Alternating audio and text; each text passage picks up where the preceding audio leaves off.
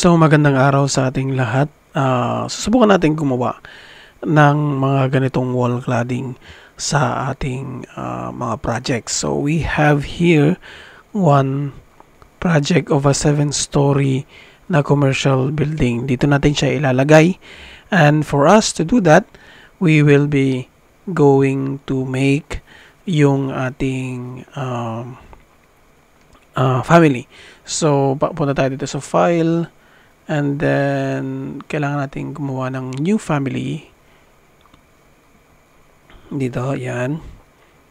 And then, ang kukunin natin is itong metric curtain wall panel. Click nyo to and then click open. Okay, and then from here, pwede kayong gumawa ng inyong mga reference line. So, reference plane pala. So, we go here dito sa ating reference plane. Okay, siguro wag na lang dito.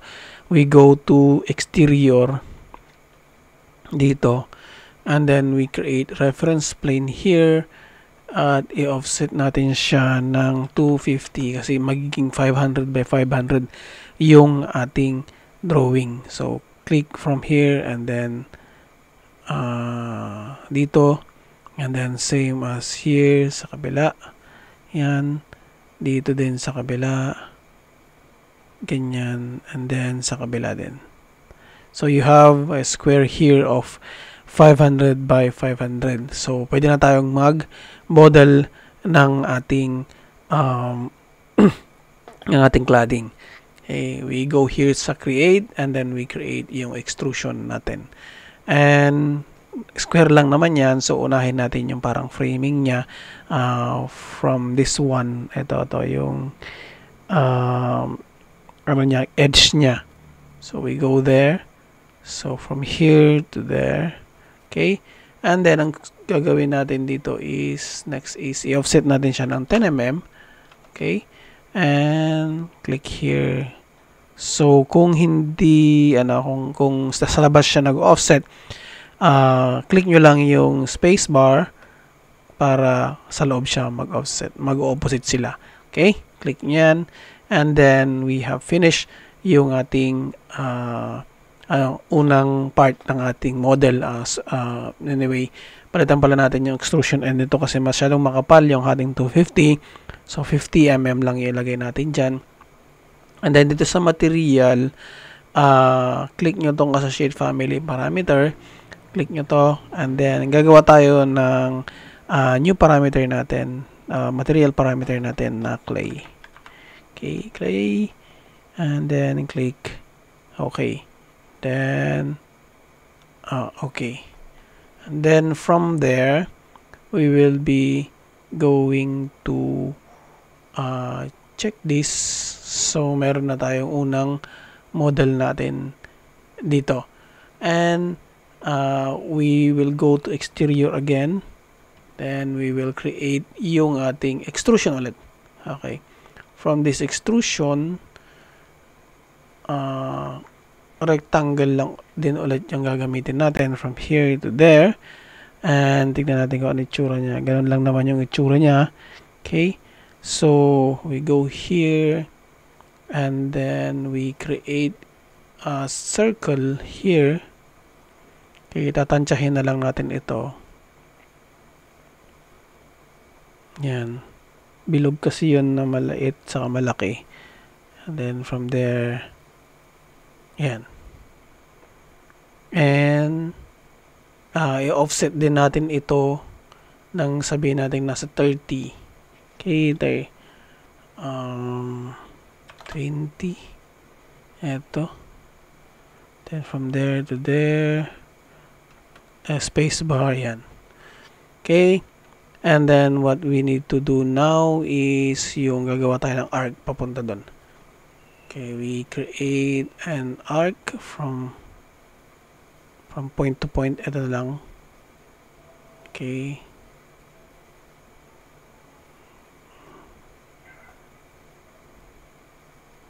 ayun yung gumawa. So ito kaya yan. Okay, and then dito din sa kabila. Yan. And then kailangan natin i-offset ito ng 20. Offset natin yan. Offset to 20.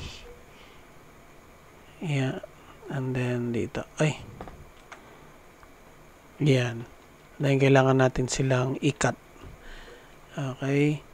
Ito kailangan natin gumawa ng bilog natin dyan. Maybe. Ito. From tangent to tangent. Iyan. Then, join elements na lang natin siya. And then, dito din. Ito din yung kukunin natin. From there to there. Yan. Join elements. And then, ito is pagsasamahin na lang natin sila. Same as here. Yan. Ay, nawala. Kailangan na lang natin silang i-split. Ayan. Then, so, tignan natin kung na-delete siya.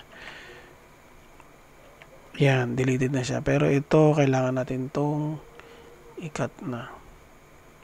Na-delete lahat. Cancel natin. So, kailangan natin siyang split.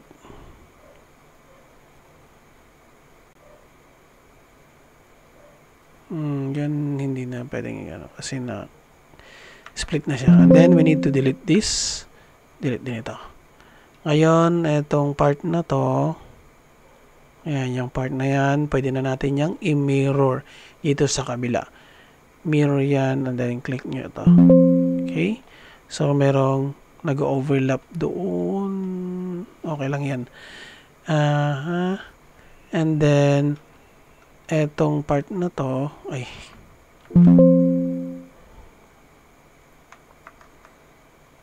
itong part na yan, okay, pero unselect natin tong isa.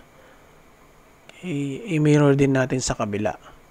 Mirror, yan. Okay, okay lang yung error na yan kasi naggaganon talaga siya. So, what we can do now here is, i-cut natin sila isa-isa. Ayan. Delete this. Kasi magkaka-error to eh.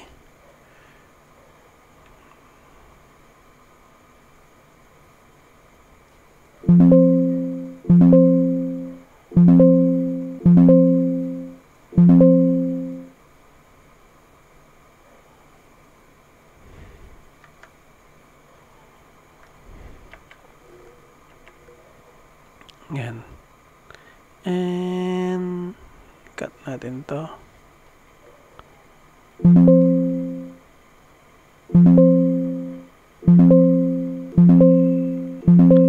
Yan yung siya dyan na mag-error. Basta ma-delete natin itong mga to. And that's it. So, ito tapos na to. Dito na lang sa baba. Delete. Yan. Cut natin yan. Dito din sa kabila. Cut natin yan. Cut natin lang. And then we delete this. Delete din natin to. And you have your yung ating model. So, select na lang tayo ng So, nagkamali ako kanina doon sa dapat mortar pala yon. Gagawa na lang ako ng bagong parameters natin for materials. Papangalanan ko siyang mortar. Babalitan ko na lang yan mamaya. Pero ito kasi is clay siya. Okay? And then click check. So, meron siyang part na hindi lines cannot intersect each other. Intersect. Okay. Continue. Baka may doble dito. Ayun. Okay. May doble dito. So, let's see. May double siya. So, continue tayo dito. Delete natin to. Baka ganun din yan sa kabila. Okay. So, edit natin ulit yung extrusion. 50, tama. Check. And then from there, if you go to that, eto na yan. Okay, eto is yung, natin, dapat mortar pala yan. Okay. So, eto na yung isang, natin, model natin. And we need to save this as family. Dito ilagay na lang natin na clay cladding 1. Okay? Save natin yan, and then we need to load it to the family. Dito sa my 7-story. Okay. Save project natin yan. And from here, pwede na tayo maglagay ng ating wall. Okay, yung wall na gagamitin natin is yung ating curtain wall. Empty lang naman yung ilalagay natin dito. So, click natin tong curtain wall empty, and then select natin papunta dyan. So, kung makikita nyo from the 3D view, eto na siya. Okay? Pero, ang taas niya. So, ibaba natin to. Dapat nandun siya sa may yan. And then, eto din. Dapat din sa may yan. So, eto yung natin. So, flat pa lang yan. And then, what we can do there is we go to edit type. Okay. And then, etong curtain wall empty na to. We go to curtain wall panel. And then, hanapin natin yung curtain wall natin na ano bang pangalan nung kanina? Cladding 1. Clay cladding Clay cladding 1. And then, dun sa layout niya, i-fix distance na lang natin ng 500 to 500. Okay, click apply. Click okay. So, eto na yung ginawa natin. Kaso parang unlock ang taas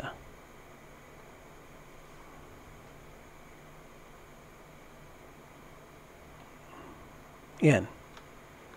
Pero tumaas din yung isa.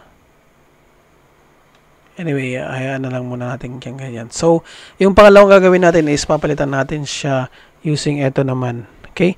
Para magawa natin yan is select nyo lang to and then click tab.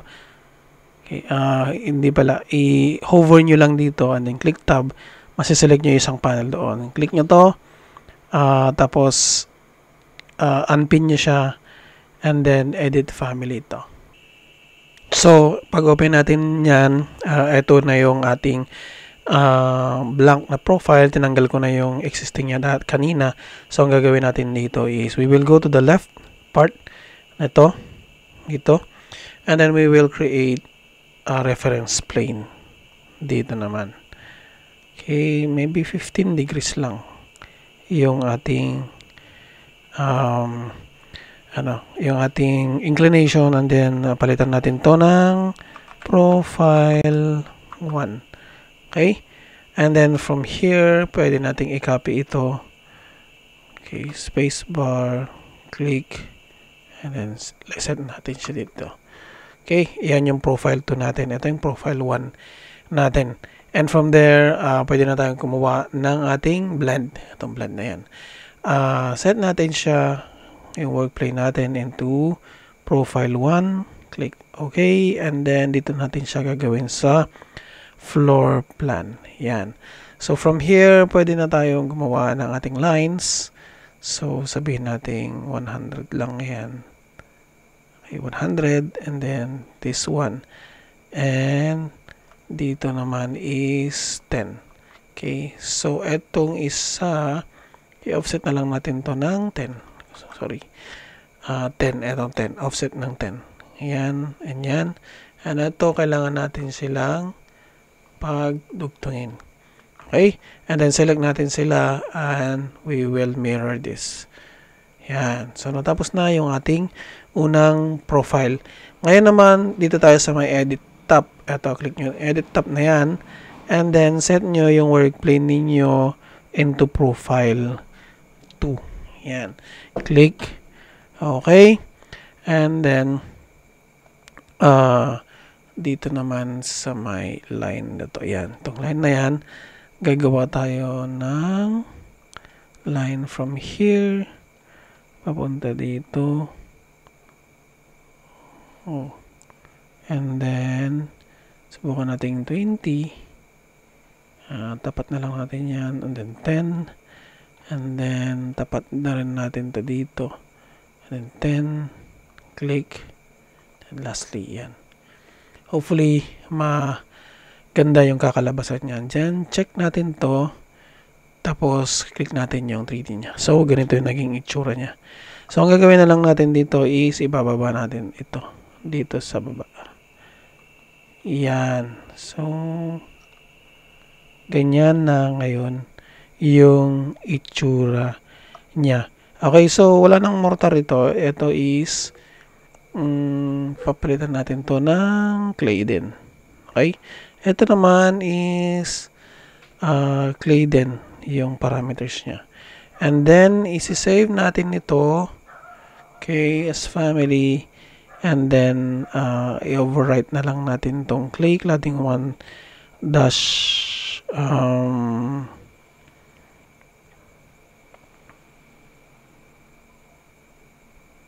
itong dash 3 na lang yung gamitin natin. Dash 3. Yan. Save. And then, load to project family. Ito. Yan. So, babalik tayo dito. And then, from here, may ginawa na kasi ako kanina. Naglagay ako dito ng mga ano. So, tignan na lang natin kung tatama talaga siya. Okay, etong mga to. Okay. So, edit natin tong mga to. Okay. Ang gagawin natin is, select natin, hover nyo lang yung inyong, ano natin to, tong mouse natin, and then select nyo yung tab key. Ayan. Dapat may lumalabas na mga blue na lines na ngayon. So, click nyo lang to. Okay, and then tab. Yan. Pag na-select nyo to, okay, unpin nyo to kasi usually nakapin yan eh. So, unpin nyo to. Okay, and then palitan natin ng cladding 2-3. Yan. Okay, so pero hindi pa napapalitan ito. So, ang gagawin natin dito, yan is, papalitan yung edit type. Palitan natin ng kulay na yung clay. Okay, and then yung mortar natin is plaster. Yan, click, okay. Apply, okay. So, dapat halos para sila nito. So, edit din natin to.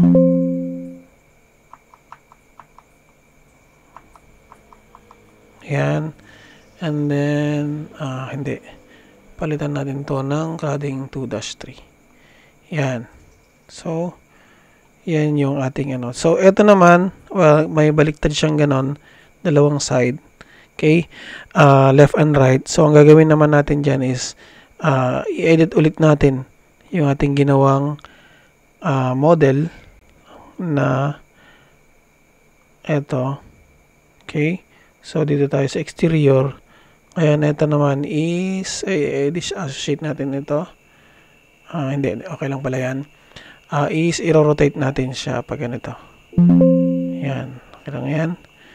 And then, i-save natin siya ng save as family ng 2-3-1 naman yan.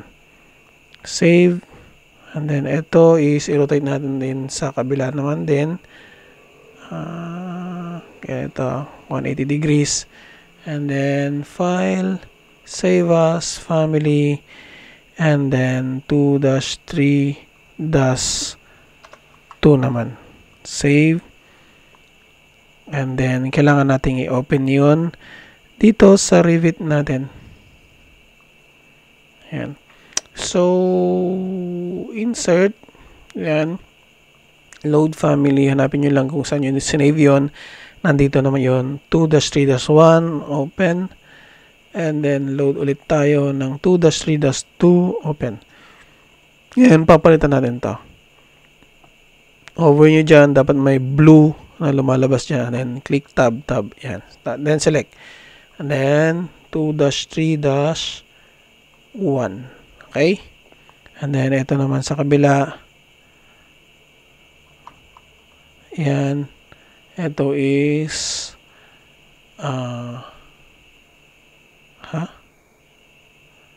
2-3-1.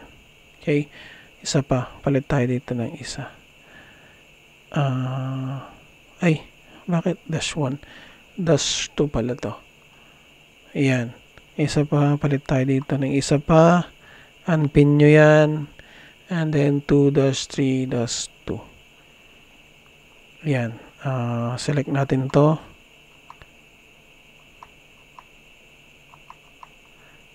And then papalitan natin yung kanyang materials. Hanapin natin yung clay.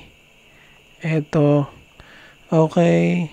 And then yung ating plaster. Okay. Plaster.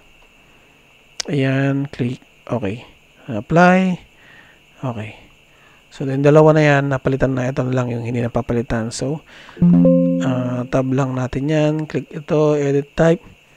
And then, ito din. Hanapin natin yung clay tiles natin. Ay, clay natin. Okay. And then, yung dun sa plaster. Click okay. And then, okay. Apply. Okay. So, ito na yung ating ginawang itsura na kagaya nito. Okay, so hopefully nakatulong ako sa mga ginagawa ninyo at hopefully magamit din ninyo ito sa inyong mga Revit projects. So hanggang dito na lang muna, and I hope na may natutunan kayo, and hopefully makapag-subscribe din kayo, and you can follow and like this video din kung may time kayo, para matulungan din naman tayo on the further videos na gagawin natin. Salamat and have a good day everyone.